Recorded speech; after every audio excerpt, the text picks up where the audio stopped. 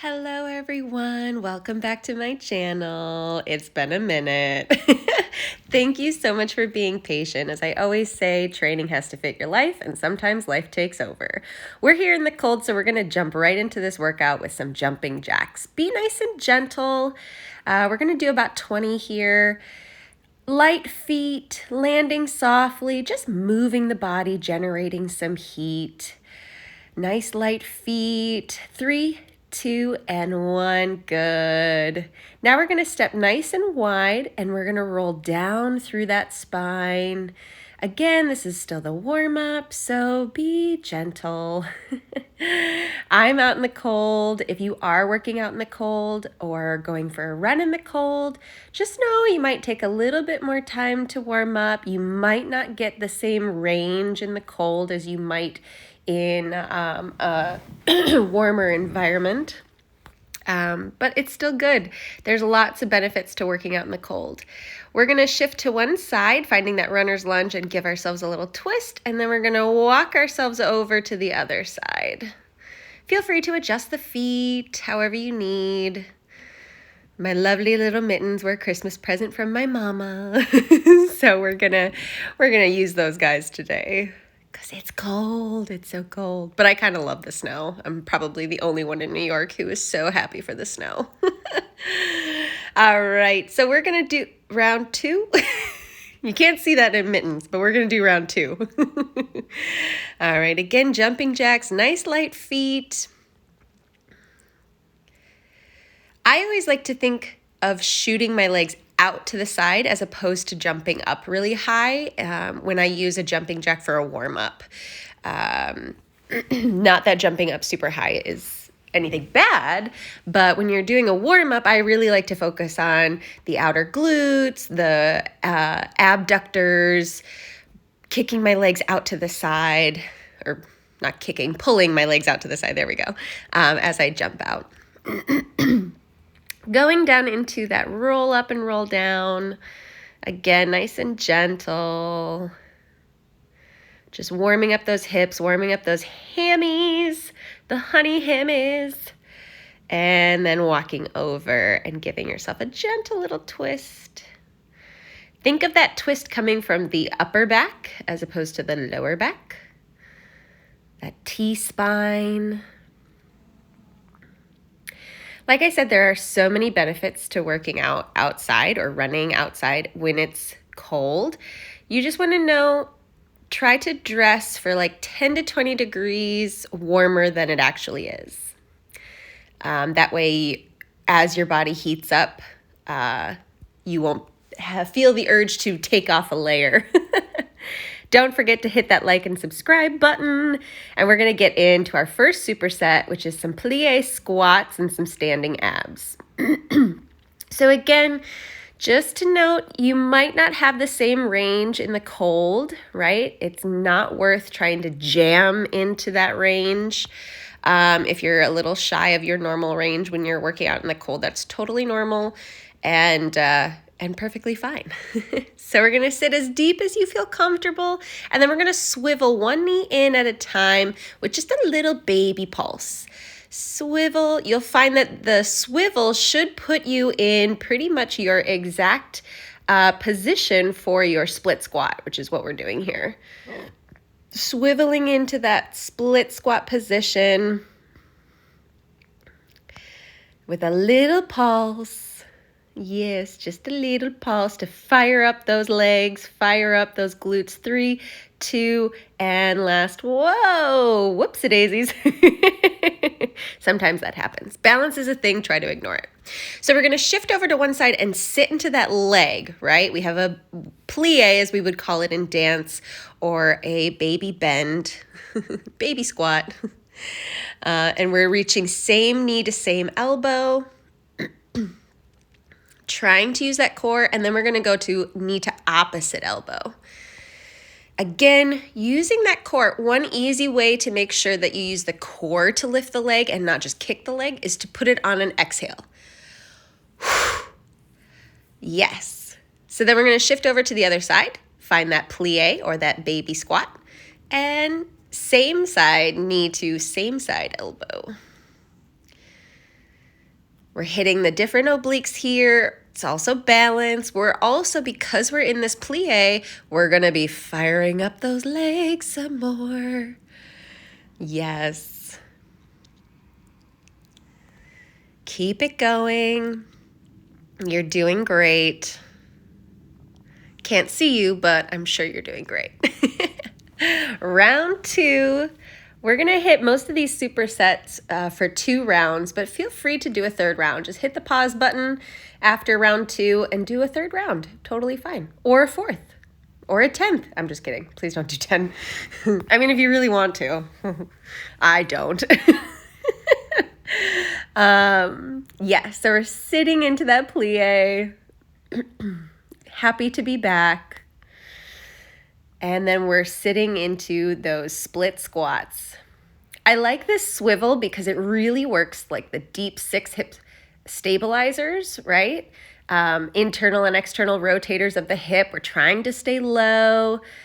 And it's just good for moving in all different planes of direction. These are one of my subway stair exercises, I call them. 3 and 2 and 1. When you're running to catch the subway and you have to dodge people going up or down the stairs, or somebody else is running to catch the subway, you can dodge out of their way with a less risk of injury. Exercise is not going to 100% prevent injury, folks, but it will allow you to prevent injury slightly more than if you didn't exercise, but also it'll help you recover. Finding that cross knee to hip. Keep that plie in that standing leg. I know it burns. Woo-hoo-hoo. Other side. Other side. Also note, if you are working out in the cold, always err on the side of caution, my friends. I would rather you be able to work out consistently rather than have one crazy big workout and hurt yourself. So the cold, just like ice, right? When you ice an injury, it might actually prevent you from feeling certain things. So, if you are dealing with an injury and you are working out in the cold or running in the cold, most people don't work out in the cold, grab some water if you need it. We're going to hit our second superset. Just know to, take it back a notch. Totally fine. You're still going to get a great workout. Being in the cold, you probably burn slightly more calories. I say slightly because it's mostly marginal, but your body does have to work a little harder to warm up and stay warm when you're in the cold. Duh. So there's certain benefits like that to running or working out in the cold or walking or whatever you're doing in the cold. Shoveling snow, that's what we're doing. Shoveling snow is a great workout. I recommend shoveling snow to anyone. All right, we're finding these single leg RDLs with a reverse lunge. Sitting into that hamstring. Now we're going to hold here and then we're going to pulse it. Nice slow pulses. Trying to sit into those hips. 3, 2, and 1. There we go. And then we're actually going to go to the other side. I know. I'm being so nice because it's so cold. Usually we'll do all 2 or 3 sets on one leg and then switch sides. But because it's cold, you guys get a break. Again, we're easing back into things. Yes. Even though there are a couple differences between these two moves, they're also very similar, right? I want to sit my femur head back when I shoot that leg back. And then I also want to sit my femur head back when I do the reverse lunge. Trying to maintain that balance, trying to get those hips to move together. Yes, trying not to open up those hips. We're going to stay here and then we're going to pulse it or bop it. Pull it, bop it. Did you have that toy as a kid? Tell me you were from the 90s without telling me you're from the 90s. Alrighty, we're going to do one more round of both of those guys. as my nieces and nephews say, again, Aunt Kimmy, again. Let's do it again. Kids are the best trainers. I'll just say that. You get them to do something that, you know, might not be an exercise, but it's definitely exercise. And they find it fun. And they'll say, again, let's do it again. Who needs a rep counter when you have kids around you? Perfect. Finding that balance. Whoop, not like that. As much as I love my Converse, they're not as easy to balance in as my bare feet. All right, let's twist it. I mean, pulse it. I'm having too much fun with these edits, guys. 3, 2, and 1. Good. Ooh, shake it out. Last side, last set of these guys. Take a breath, and then let's get into it. I always like to start my single leg RDLs, single leg deadlifts, whatever you want to call them, at the top, right? I want my upper body and my leg to move together like a teeter-totter or one of those little desk birds, right? I don't want my leg to kick out and then my upper body to go down or vice versa. I want them to move together. So I always like to start in that top position. And that kind of helps me connect those two parts of my body. It's all practice, my friends. It's all practice. All right, last one. Here we go. And of course, pull it. I think that was all 3. Bop it, twist it, pull it. Then of course they had the other, versions of it, but that was the original. All right, last superset is coming your way. If you need a little water, take a sip. Great. Please hit the like and subscribe button to stay consistent as much as possible, guys. All right, we're going to finish this out with some squats and jabs, because why not? All right, so your feet aren't quite as wide as our, oops, kicked some snow. I don't know why it makes me so happy. It's just pretty, okay? Your feet aren't as wide as your plie. They're a little bit more underneath of you, shoulder-ish, hip-ish distance apart.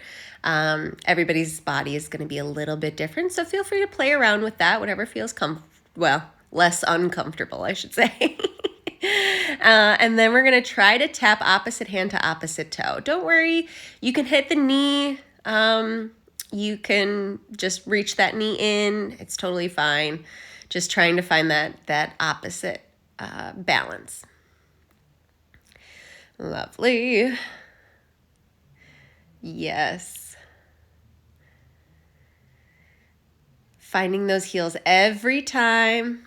Trying to keep the chest up as you sit down. And then bring those mitts up. Protect your face and brace your core. And we go hit, hit, hit, hit, hit. There's a little cross movement in the core. 3, 2, and 1. Good. Whoo, yeah. All right, round 2.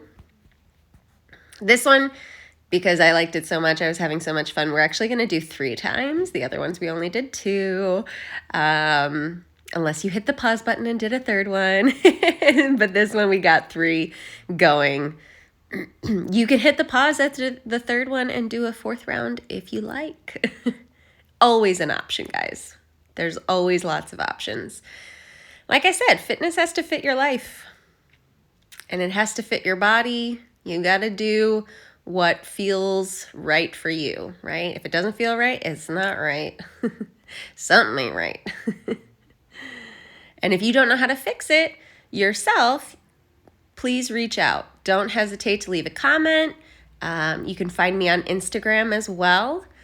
And hit me up with a DM asking a specific question. This doesn't feel right when I do this move. How can I help it? And rest. Alrighty.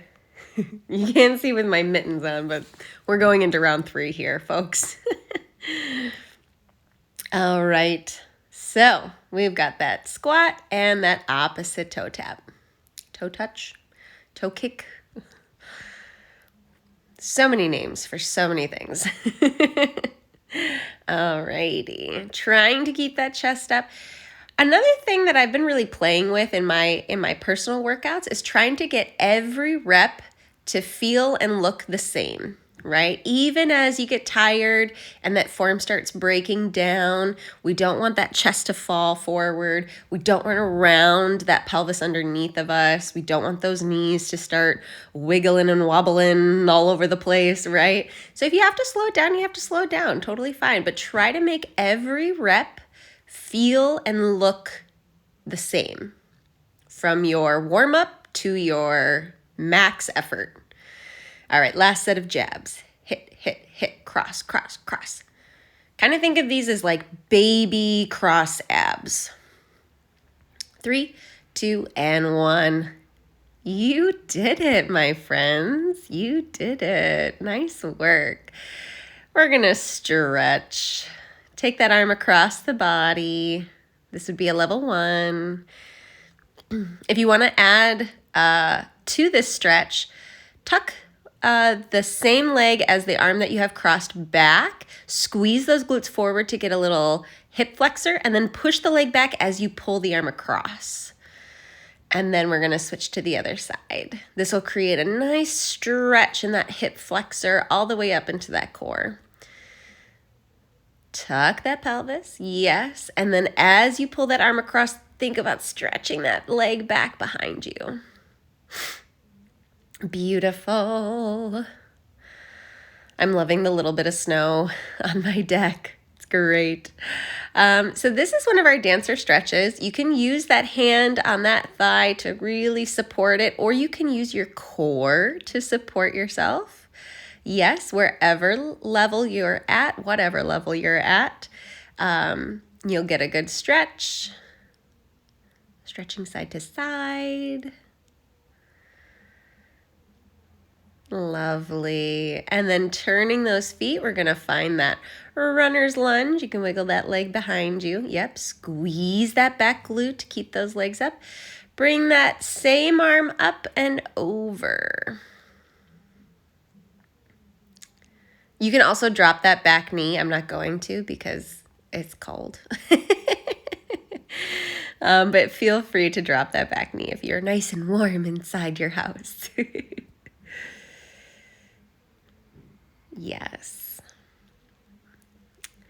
Coming on up, I'm actually going to face the side for you. So we're going to roll down that spine nice and slow all the way as far as you can. Bend those knees as much as you need to. Straighten one leg a little bit more. If you can get it all the way straight, great. And then reach for the sky. Using that same arm to kind of anchor to that leg. And then we're going to roll up slowly, one vertebra at a time, all the way up. And that is it, my friends. Thank you, thank you, thank you for your patience. You can be as consistent as possible. Here we go. Thank you for your support. Please hit the like and subscribe button and catch me on Instagram. Thank you.